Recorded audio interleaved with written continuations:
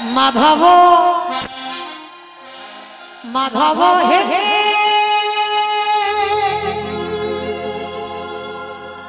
মাধব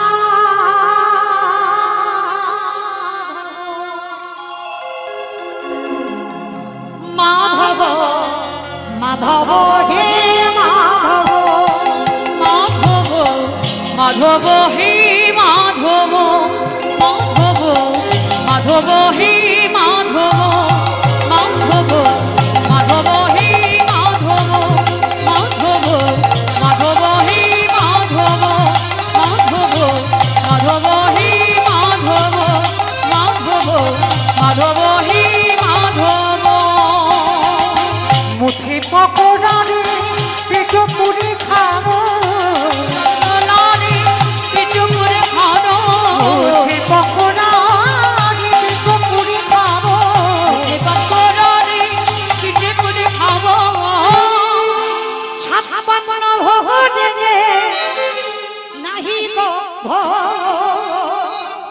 মাধব হে মাধব মাধব মাধব হে মাধব মাধব কি বলছে মুখে পকড়রে পেট পুড়ে খাবো 56 ভোগ রে নাহি গো ভোরে। আচ্ছা মা জগন্নাথ ধামে যারা যারা গেছেন জগন্নাথের কত রকমের ভোগ রান্না হয় 56। এক ভক্ত গিয়ে প্রশ্ন করছে হে জগন্নাথ তোমার মা তোমার 56 ভোগ লাগবে না, যতদিন আমি এই মন্দিরে তোমার আরাধনা করব আমি যেন পেট পুড়ে পকড়রে খেতে পাই। আমার পকড়রে মানে কি? পকোড়া পকোড়া পকোড়া নাকি পকড়রে কি? পান্তা ভাত। পকড়রে মানে দেখবেন বাবা ছোটবেলায় হতো না, বলতো না ঠাকুমারা যে মোটা ভাত মোটা কাপড়ে যেন চলে যায়, তাই না? তো জগন্নাথের কাছে চাইছে হে জগন্নাথ তোমার মতো 56 ভোগ লাগবে না, আমি যতদিন বাঁচবো পেট পুড়ে যেন পান্তা ভাতটা খেতে। আরো কি চাইছে জানো? ঝাঁটি মাটি ঘরে রেখো মোর সুখে, ঝাঁটি মাটি ঘরে রেখো মোর সুখে, ঝাঁটি মাটি ঘরে রেখো মোর সুখে, ঝাঁটি মাটি ঘরে রেখো মোর সুখে, ঝাঁটি মাটি ঘরে রেখো মোর সুখে।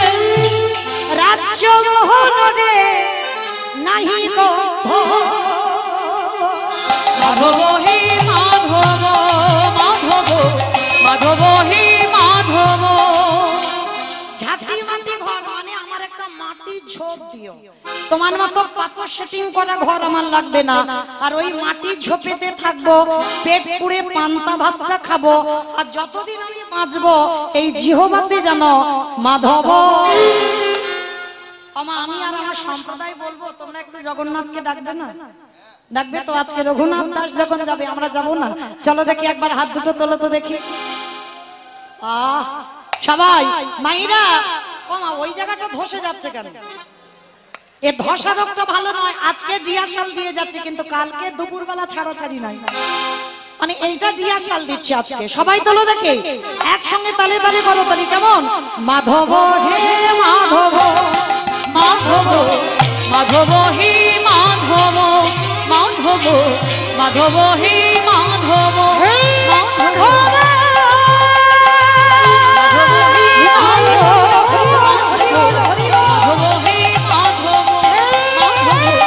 মাধব হে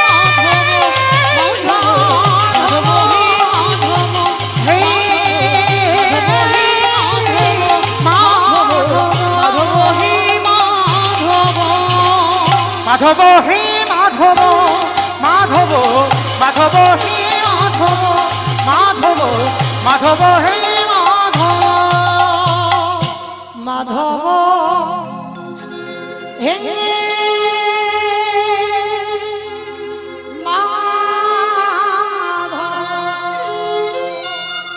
এই যে রঘুনাথ দাস, হিরণ্য দাস আর গোবর্ধন দাসে কোন সন্তান সন্ততি ছিল না বাবা, এরা ছিল জমিদার। আস্তে আস্তে যারা দাম দিচ্ছেন দেন, কিন্তু গন্ডগোল করে না, একটু শান্ত ভাবে দেবে। আর একটা কথা মনে রাখবেন বাবা, যে সংসারে সবকিছু টাকা পয়সা সোনা দানা সবকিছু আছে, কিন্তু বাবা যে সন্তান, যে ঘরে একটা মা বলা সন্তান না থাকে, তার মতো দুঃখী এই পৃথিবীতে আর কেউ হয় না। তো এই যে বাবা রঘুনাথের জন্মের আগে এদের জমিদারিতে বাবা, হরি বল হরি বল, কি নাম?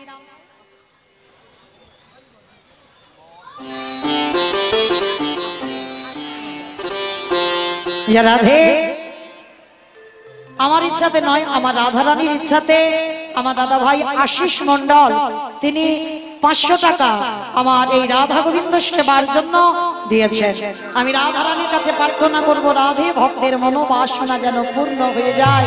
নিতাই গৌর কৃষ্ণ প্রেমানন্দে হরি বল হরি বল। একটা বাত, তাহলে 500 হয়ে গেল, আর 1000 আসবে না? যেন রেগে যেও না, ওর উপরে কারোর উপর চাপিয়ে দিলাম না। হরি বল।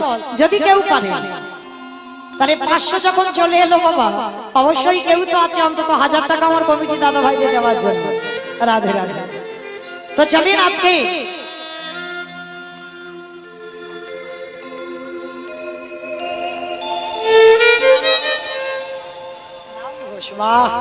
মা আমার ছেলের নাম রেখেছে রাম। তো জয় রাধে, যেন আমার সেই রঘুপতি রামচন্দ্রের কৃপাও অবশ্যই হয়ে যায়। আমার এই রাম দাদা ভাই 500 টাকা আমার এই কমিটি দাদা ভাইদের গোবিন্দ সেবার জন্য দিয়েছে। প্রেম সে বলো নিতাই গৌর কৃষ্ণ প্রেমানন্দে হরি বল হরি বল।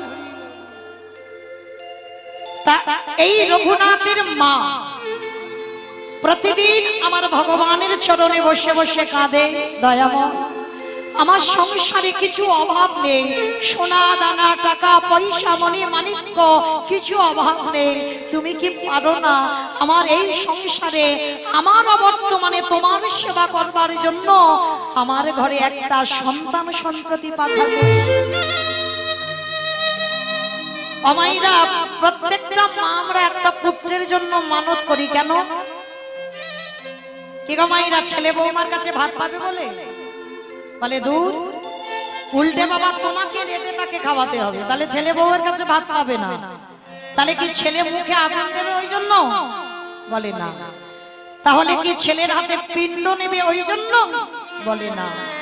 তাহলে সন্তান কেন? আচ্ছা বলেন তো, এতগুলো মা আছে, কোন মা কি ভগবানের কাছে বলেন মা দয়াময় আমার ঘরে একটা সন্তান দিও, সেই সন্তানটা যেন আমার কৃষ্ণ বলা পাখি হয়? কে গো মায়েরা কোনদিন বলেছেন আমার কৃষ্ণ বলা ছেলে দাও? শামসুদ বাবা চাকরিওয়ালা ছেলে, ডিগ্রিওয়ালা ছেলে, একজন মা ঠাকুরের কাছে মানত করেন আমার একটা কৃষ্ণ বলা একটা হরি বলা ছেলে দাও। সবার চরণ ধরে বলে যাই গো, ভগবানের কাছে জীবনে যদি কিছু চাইতে হয়, বংশে একটা কৃষ্ণ ভক্ত সন্তান চাও। বংশে যদি একটা কৃষ্ণ ভক্ত একটা হরি ভক্ত সন্তান আসে, বাবা তোমার 14 পুরুষ উদ্ধার হয়ে যাবে।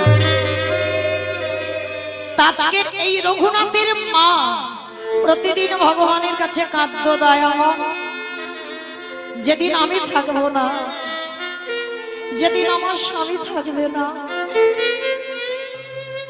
সেদিন তোমার সেবা পূজা দেবে কে?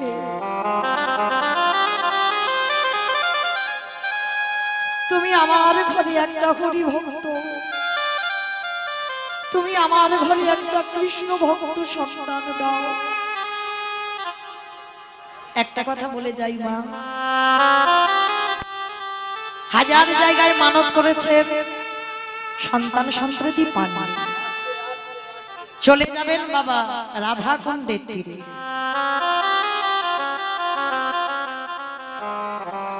আমার রাধারানী বড় করুণাময়ী গো,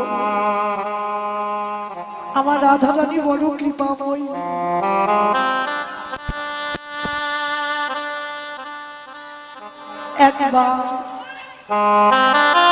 একবার যদি নয়ন জলে আমার রাধা রানীর চরণকে ভিজাতে পারে, আমার রাধা রানী সারা জীবন তার কাছে বিক্রি হয়ে যায়। ওগো রাধে গো,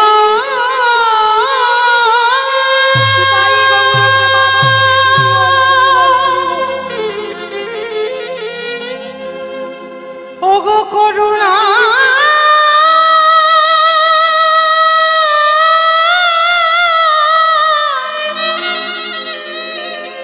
ওগো করুণা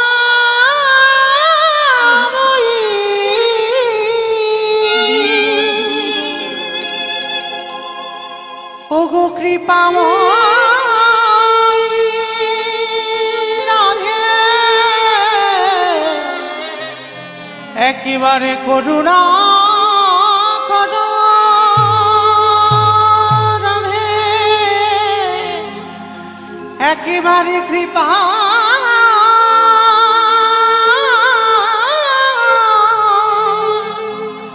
কৃপা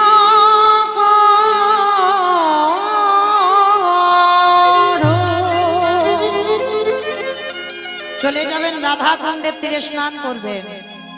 স্নান করে আঁচলটা পেতে আমার করুণাময়ী রাধা রানীর কাছে একবার ভিক্ষা চাইবে। রাধা, তুমি আমার আঁচলে একটা কৃষ্ণ ভক্ত, একটা হরি ভক্ত সন্তান দিও।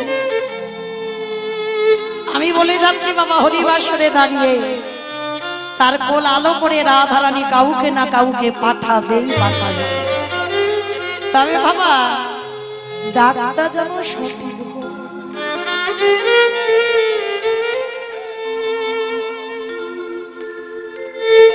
সে তো করুণাময়ী, যদি বাবা আমরা ছলনা করে ডাকি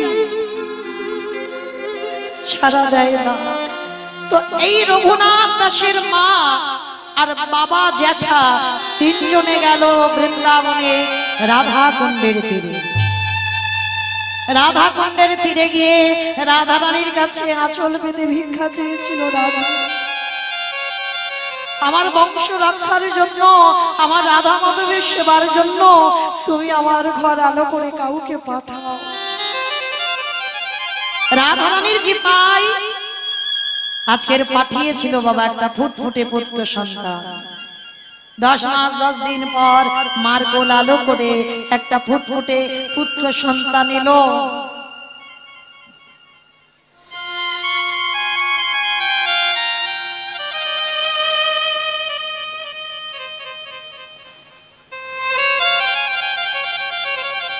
ছোট্ট একটা ফুটফুটে পুত্র সন্তান। বাবা জ্যাঠা আর মা মিলে নাম রেখেছিল ছেলেটার নাম রঘুনাথ। দেখবেন বাবা, মানত করা সন্তান, তার চরিত্র, তার চলাফেরা প্রত্যেকটাই আলাদা হয়। এ তো সিরিয়াল দেখার সন্তান নয়। জগতে যেটা হচ্ছে গো, গর্ভে সন্তান নিয়ে আমরা সিরিয়ালে ব্যস্ত, সিনেমায় ব্যস্ত, মোবাইলে ব্যস্ত না। বাবা হলো বীজ, মা হলো ক্ষেত্র। বাবা বীজটা বপন করে দেবে, মাটিটা যদি নোনা লেগে যায় মাটির ফসলটাও নোনা ধরে যাবে। মনে রেখো মা, আগে মাকে ভালো হতে হবে, আর মা যদি ভালো হয় সে সন্তানকে ভালো হতে।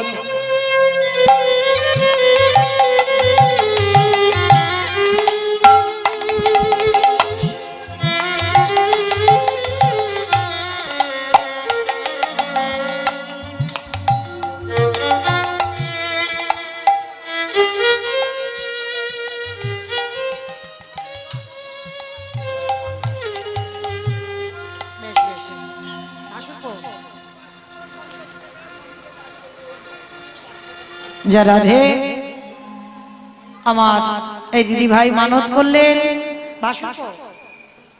ভাসুরপুর জন্য, যদি একটা আমার রাধা রানী কৃপা করে একটা সন্তান সন্ততি দেন, অবশ্যই করে এই হরিবাসরে 10,501 টাকা দান করবেন আমার রাধা রানীর চরণে। আমার রাধা রানীর কাছে শুধু আমি নয়, প্রত্যেকে প্রার্থনা করেন যেন আমার রাধারানী কৃপা করে সেই ভক্তের ঘরে কোল আলো করে একটা পুত্র সন্তান পাঠায়। নিতাই বল হরি বল হরি বল হরি বল। তো আজকের বাবা মা চরিত্র যদি ঠিক হয়, মায়ের ভুলের জন্য কিন্তু বাবা সন্তানের সেই ভুলের মাসুল দিতে হয়, হয় না বাবা? মহাভারতে 16 বছরের অভিমন্যুকে চলে যেতে হলো, কখনো যেত শুধুমাত্র মা সুভদ্রার ভুলের জন্য। সেই যে চন্দ্রগ্রহে বাবা আগুন নির্বামের কথা কি করে প্রবেশ করতে হয় শুনলো, কিন্তু বাহিরের কথাটা যখনই বলেছিল অর্জুন তখন মা সুভদ্রা ঘুমিয়ে পড়েছিল। আর মা ঘুমালো বলে গর্ভের সন্তান অভিমন্যু ঘুমিয়ে পড়ল। তাহলে এটা মৌমিতা বলবে না বাবা, শাস্ত্রত প্রমাণ। মার চলাফেরা যেমন হবে গর্ভের সন্তান ঠিক সেই পথের প্রতীক হবে। ওই জন্য প্রত্যেকটা নারীদের কর্তব্য সন্তান মানুষ করা, বাবা করবে না মা করবে। ছোটবেলা থেকে বাবা এই রঘুনাথের জন্ম হয়েছিল কোথায়? যে জায়গাটা রঘুনাথের জন্ম হলো বাবা, বাবা হিরণ্য দাস, গোবর্ধন দাস আর মার কোল আলো করে এলো কোথায় গো? যে জায়গাটা সত্যগ্রামে জন্ম নিলে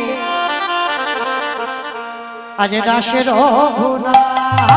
সত্যগ্রামে জন্ম নিলে দাসের রঘুনাথ। সত্যগ্রামে জন্ম নিল দাসের রঘুনাথ। সত্যগ্রামে জন্ম নিল দাসের রঘুনাথ। মায়েরা দেখবেন যে ঘরে অনেকদিন সন্তান আসে না, হঠাৎ যদি ভগবানের কৃপাতে সন্তান আসে সে বাড়িতে আনন্দ হয় না? আজ উলুধ্বনি হরিধ্বনি করিলা ভুবন, উলুধ্বনি হরিধ্বনি করিলা ভুবন, উলুধ্বনি হরিধ্বনি করিলা ভুবন, উলুধ্বনি হরিধ্বনি করিলা ভুবন। আজ উলুধ্বনি হরিধ্বনি করিলা ভুবন। আজকে সত্যগ্রামে জন্ম নিয়েছে দাস রঘুনাথ দাস। বাবা হিরণ্য দাস গোবর্ধন দাসের সন্তান হয়ে এলো, কিন্তু মা ছোটবেলা থেকে ছেলেটার বৈরাগ্য ভাব। বাবা ঠাকুর বৈরাগ্য ভাব। এই জায়গাটা একটা কথা বলি, শুধু সংসার ত্যাগ করে চলে গেলে তাকে কিন্তু বৈরাগ্য বলে না, সংসারে থেকেও বৈরাগ্য হওয়া যায়। কিরকম? সংসারে থেকে রঘুনাথ বৈরাগ্য নিয়েছিল। সংসারে বাবা অতুল সম্পত্তি ছিল, 12 লক্ষ স্বর্ণ মুদ্রা বাবা ছিল প্রতিদিনের আয়, আর 8 লক্ষ স্বর্ণ মুদ্রা দিত বাবা শুধু নবাবকে কর, মানে জমিদার ছিল। ওই সপ্তগ্রামে জমিদার ছিল ওই রঘুনাথ দাসে বাবা আর জ্যাঠা। কিন্তু হলে কি হবে গো, রঘুনাথের হৃদয়ে এতটুকু ওই যে সোনা দানা ঐশ্বর্য মণি মাণিক্য এতটুকুর জন্য রঘুনাথের হৃদয়ে বাবা জাগে। ছোটবেলা থেকে রঘুনাথকে বড় করবে বলে, শিক্ষায় শিক্ষিত করবে বলে বলরাম আচার্যের কাছে বাবা পড়াশোনার জন্য ভর্তি করেছে। জমিদারের ছেলে যেই না বাবা হিরণ্য দাস আর গোবর্ধন দাস, এরা ভাই ভাই বাবা যেন রাম আর লক্ষ্মণের মতো। মানে গোবর্ধন দাসের কথা বললে বাবা হিরণ্য দাসের কথা বলতে হবে, আর হিরণ্য দাসের কথা বললে গোবর্ধন দাসের কথা বলতে হবে। এরা দুই ভাই এমনই ভাই ছিল। কিন্তু যখনই রঘুনাথকে পড়াশোনা করবার জন্য ওই বলদেব আচার্যের কাছে দিল, বলদেব আচার্য মনে মনে ভাবলেন এ জমিদারের ছেলে, এ আবার কি লেখাপড়া করবে, এ রাজার ছেলে, এ ঐশ্বর্যে মেতে থাকবে, এ কি পড়াশোনা করবে? কিন্তু বাবা জোর করে ওই রঘুনাথকে বলদেব আচার্যের কাছে রেখে গেল। আর যেদিন থেকে রেখে গেল বাবা, প্রতিনিয়ত গুরু চরণে বসে ভাগবত পাঠ শ্রবণ করে, প্রতিদিন গীতা পাঠ শ্রবণ করে, নানা শাস্ত্র অধ্যয়ন করে গুরুদেব। আর ওই ছোট্ট রঘুনাথ গুরুদেবের চরণে বসে বসে শ্রবণ করে।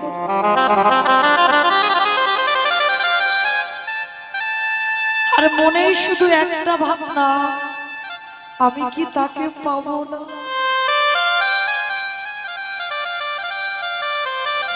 আমি কি তাকে পাবো না। ওইটুকু দুধের ভালো 5 বছরের একটা ছেলে, গুরুদেব পাঠ করে, সবাই কত গল্প গুজব করে, আর ওই ছোট্ট ছেলেটা সবার সামনে বসে বাবা নয়নে জলে বুক ভাসিয়ে ভাগবত পাঠ শ্রবণ করে। দেখা না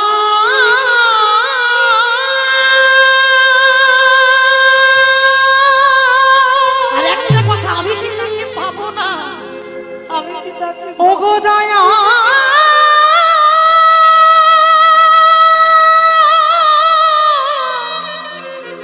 দয়া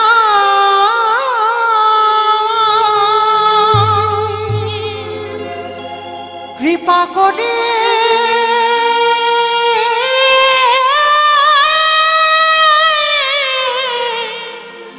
করুণা করে হরি বল হরি বল। একেবারে দেখা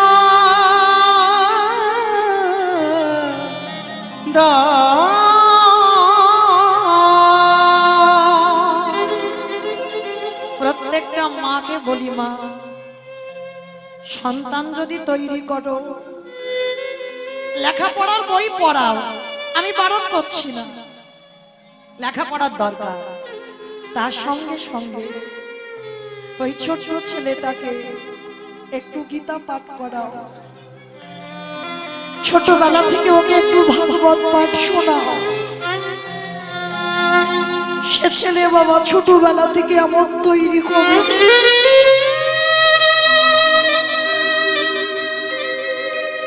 কোনদিন বাবা সে কুসঙ্গ করতে পারবে না। যদিও কোনদিন ভুল কর্ম করে বাবা, একবারের জন্য বাবা তার পিছনে চিন্তা করতে হবে। আর জ্ঞান অর্জন করতে গেলে বাবা সবার আগে তাকে ভাগবত পাঠ করতে হবে, তাহলে অবশ্যই করে বাবা সে সন্তান জ্ঞানী হবেই হবে। ওই জন্য প্রত্যেকটা মাকে বলে যায়, ছোট ছোট বাচ্চাদের পড়াশোনার বইয়ের পিছনে এগুলোকে শেখাও। রঘুনাথ ছোটবেলা থেকে শিখেছিল, আর ছোটবেলা থেকে শিখে ছোটবেলা থেকে বাবা রঘুনাথের ভাবটা শুধু একটাই ভাব, গুরুদেব গুরুদেব বলে দাও আমি কোথায় গেলে কৃষ্ণ পাবো, আমি কোথায় গেলে ছোট্ট একটা দুধের বালো কি হয়েছে পাবো দেখা ওগো দয়া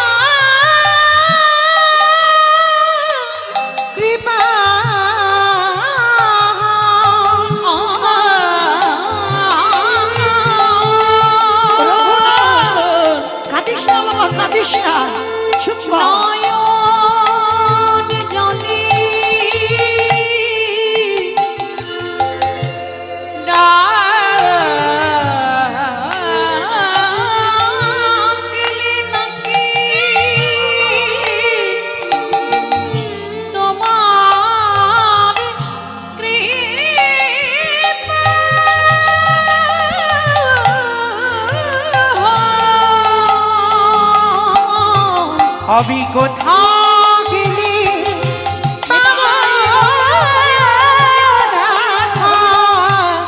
ও গো দয়া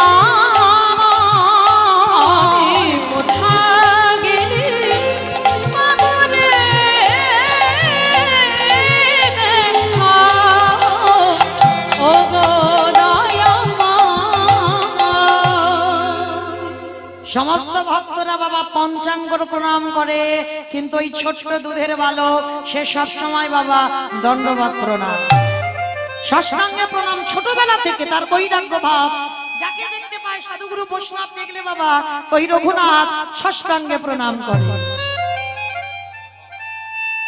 হঠাৎ বাবা এই নামাচার্য হরিদাস লক্ষ্য হীরাকে উদ্ধার করে এসে দাঁড়িয়েছে বাবা এই বলদেব আচার্যের ঘরে। আর যেই নামার হরিদাস ঠাকুরে দেখেছে রঘুনাথ দাসকে, দেখার সঙ্গে সঙ্গে চমকে উঠেছে। এই তো সেই সরস ভূমি,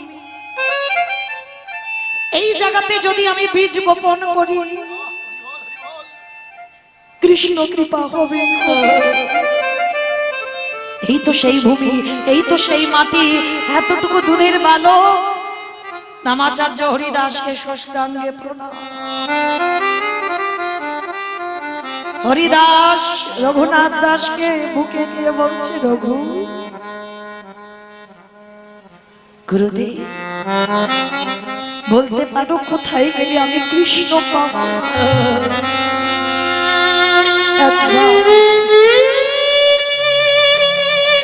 একবার আমার কৃষ্ণ এনে দাও রঘু। আর দেখবেন বাবা যারা প্রকৃত কৃষ্ণ ভক্ত তাদের দেখতে একটু পাগল পাগল মতো, সদাই কৃষ্ণ নামে কাঁদে না, একটু পাগল পাগল। হরিদাস ঠাকুর বলছে, রঘুনাথ পাবি বাবা পাবি, আমি তোকে আশীর্বাদ করে যাচ্ছি পাবি, তবে শোন কৃষ্ণ বলে কাঁদতে হবে না। সেই রাধা কৃষ্ণ একাত্মা হয়ে গৌর হয়ে এসেছে, যা তুই নবদ্বীপে গিয়ে গৌর চরণে আশ্রয়। কিন্তু বাবা যখনই রঘুনাথ গৌর চরণে আশ্রয় নেবে, হঠাৎ বাবা সংবাদ এলো, কারণ সবার আগে তো হিরণ্যদাস আর গোবর্ধন দাস ওরাই সংবাদ পাবে। 24 বছর বয়সে নিমাই বর্ধমান কাটোয়া কাঞ্চননগরে কেশব ভারতীর আশ্রমে গিয়ে সন্ন্যাসী হয়ে চলে গেল। সমস্ত রাজরাজারা সংবাদ পেয়ে গেল নিমাই সন্ন্যাসী হয়ে চলে গেছে। রঘুনাথ চিৎকার করে বলল, গৌর হরি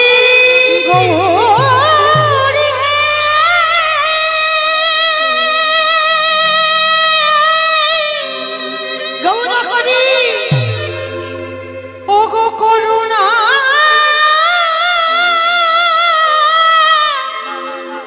করুণা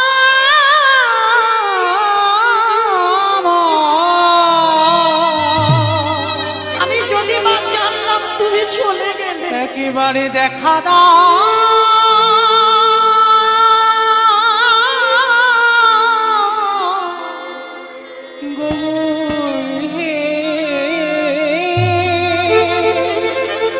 যেদিনে জানলাম যেই কৃষ্ণ সেই গৌরী, তুমি আমায় ফেলে রেখে চলে গেলে প্রভু।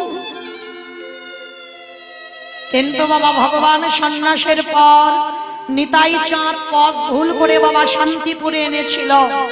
এখানে যারা শাস্ত্র জ্ঞানী জানেন, আর শান্তিপুরি অদ্বৈত আচার্যের ঘরে যখন আমার নিতাই চাঁদ পথ ভুল করে এনেছিল, সেদিন সবাই সংবাদ পেয়েছে প্রভু এসেছে শান্তিপুরি অদ্বৈত আচার্যের ঘরে।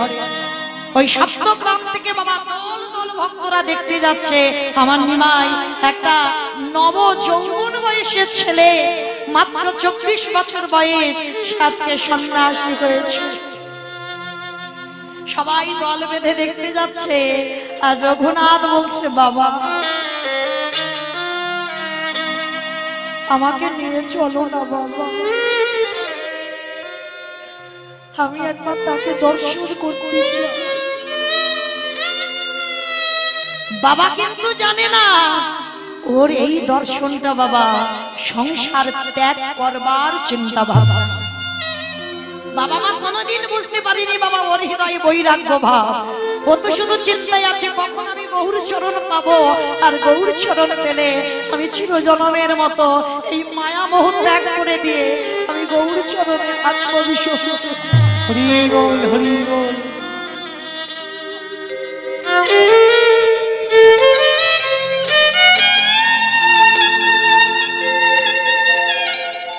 বাবা কাকা দুজনে নিয়ে গেল বাবা রঘুনাথকে আমার মহাপ্রভুর চরণে।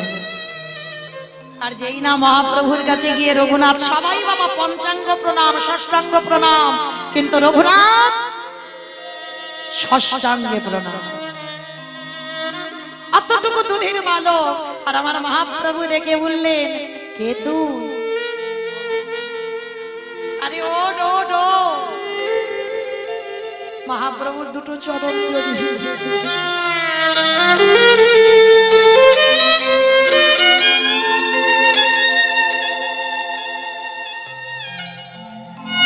ওই যে বলেছিল না যেই কৃষ্ণ সেই গৌর, চরণ জড়িয়ে ধরেছি। আমি কি পাবো না? আমি কি পাবো না? আরে ও ডো ডো।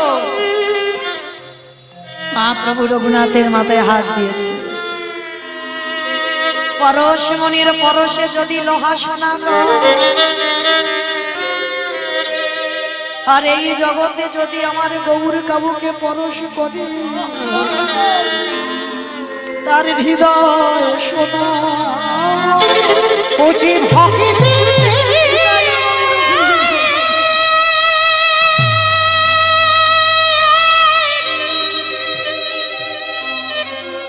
ও যে ভক্তি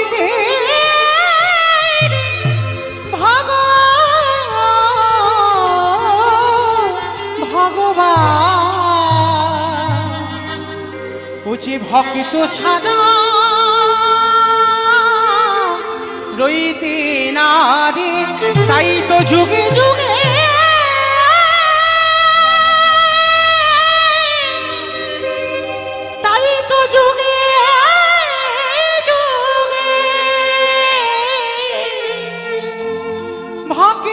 ভক্তের কাছে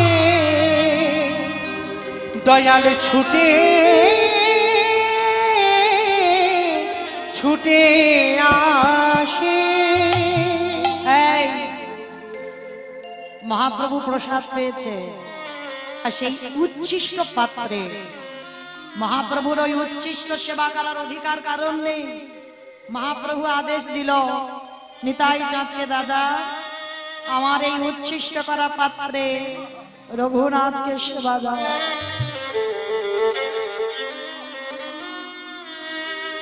ভগবানের ওই উচ্ছিষ্ট করা পাত্রে প্রসাদ পেয়েছি। হরি বল হরি বল।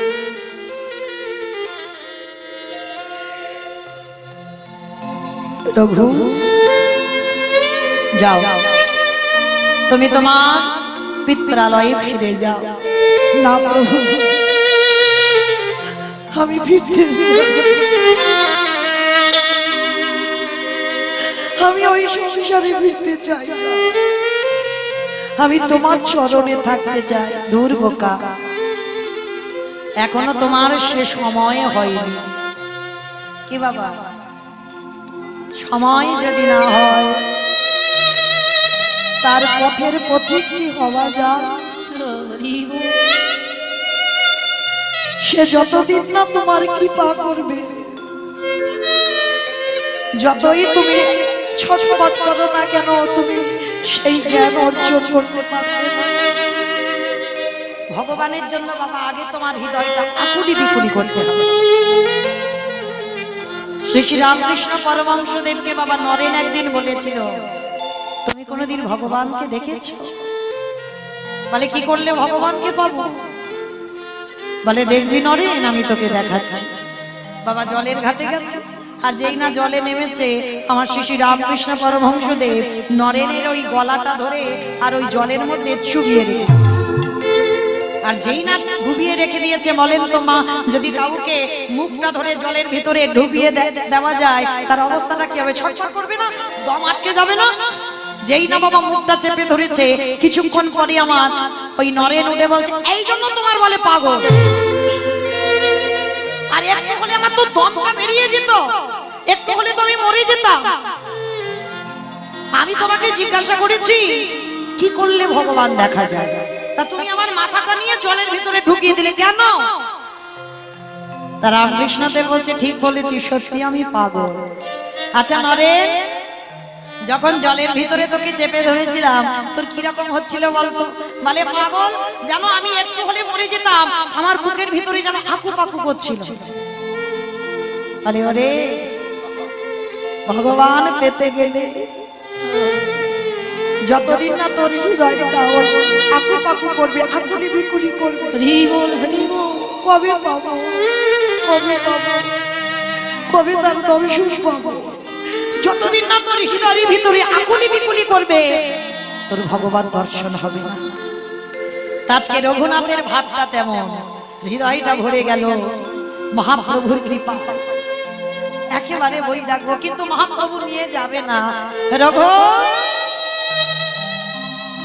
আমি বৃন্দাবন যাত্রা করব, আমি চলে যাই, প্রভু আমাকে সঙ্গে নিয়ে চলো। না বাবা, এখনো তোর সে সময় হয়নি, চলে যা তুই তোর বাবার ঘরে ফিরে যা, তোর রাজ ঐশ্বর্য দেখ, তোর বাবার এত সম্পত্তি, পড়াশোনা জানিস, যা ওইগুলো দেখ, কিন্তু বৈরাগ্য হতে যাস না, এই পথ বড় কঠিন পথ। জানো সোনার পালঙ্ক রাজপ্রাসাদ, কিন্তু ছোটবেলা থেকে রঘুনাথ ওই যে নামাচার্য হরিদাস ঠাকুরের পরনে যেমন পোশাক, কোনো বেশভূষ ছিল না, আহার অতি স্বল্প, একবার দিনে আহার করত, খাবারও কোনো জিনিস ছিল না। সেই দেখে দেখে রঘুনাথ ছোটবেলা থেকে বাবা ওই পদ অবলম্বন করেছিল। সারাদিনে জমিদারের ছেলে হয়ে একবার আহার করে, জমিদারের ছেলে হয়ে জমিদারি পোশাক নয়, কোন রকমে একটু লজ্জা ঢাকার মতো পোশাক পরে থাকে। মহাপ্রভু ফিরিয়ে দিল,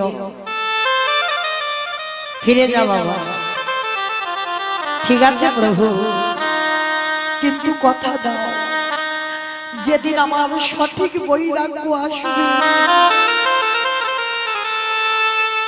তুমি আমার হাত ধরে নিয়ে চলে যাও।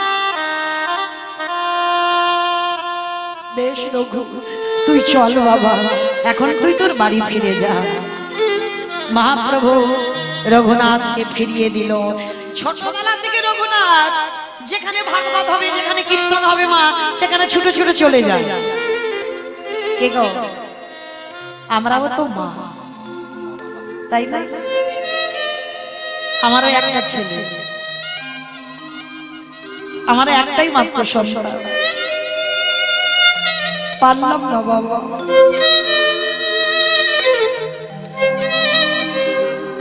কৃষ্ণ ভক্ত হলো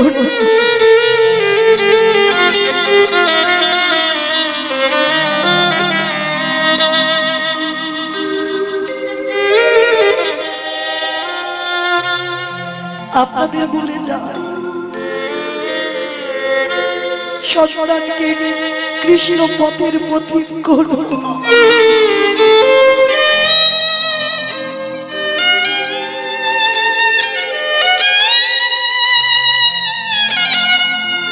নিতাই গৌর প্রেমানন্দে হরি বল হরি বল হরি বল।